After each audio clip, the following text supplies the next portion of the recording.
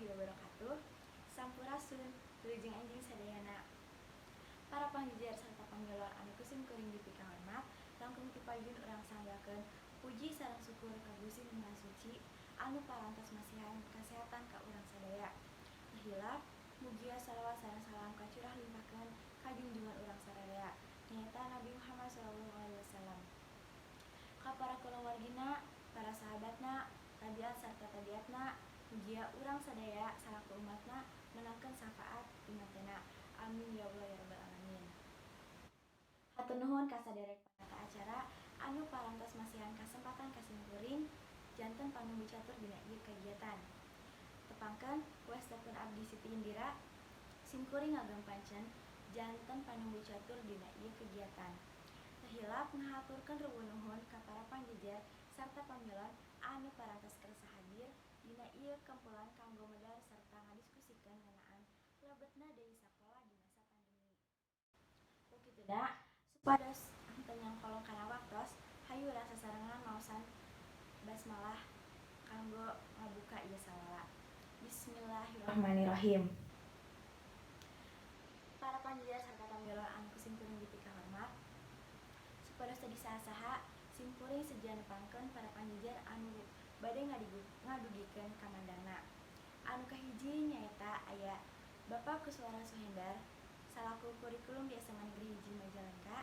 Anu kadua nyaeta aya Bapak Endi Afandi salaku kesiswaan di SMA Negeri 1 Majalengka. Wilujeng enjing Bapak, hatur nuhun kana kasumpinganana. Hayu urang sadaya ngaregepkeun kamandang anu bade didugikeun ku para panggijar. Sumangga ka Bapak Kuswara Suhendar kanggo ngadugikeun kamandangna. Hatur nuhun ka Bapak Kuswara Suhendar anu parantos ngadugikeun kamandangna. Kumargi sakola di Majalengka bade lebet deui di masa pandemi ieu, urang sadaya kedah ngaregepkeun protokol kesehatan. Eta teh timulaina ti diri urang sorangan. Urang kudu ideung ngaregepkeun protokol kesehatan. Wanci lamun bade urang ka sakola atanapi bade kaluar sakola. Anu salajengna ka Bapak Endi dihaturangan kanggo ngadugikeun kamandangna. Hatur nuhun ka Bapak Endi anu parantos ngadugikeun kamandangna. Naon anu tos didugikeun teh nyaeta urang sadaya diwajibkeun kudu nganggo masker sarta ngabantu hand sanitizer. Sarta atanapi urang bade asup ka sakola, urang kedah wawasuh pananganna leuwih ti heula. Kulantaran waktos anu sakedik, simkuring salaku panumbu catur ngawatesan ka para pamilon anu bade tumaros ngan saukur ngan kanggo 3 orang.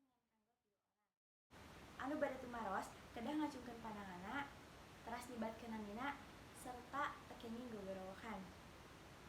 Hatur nuhun kana jua alia anu parantos ngadugikeun patarosana.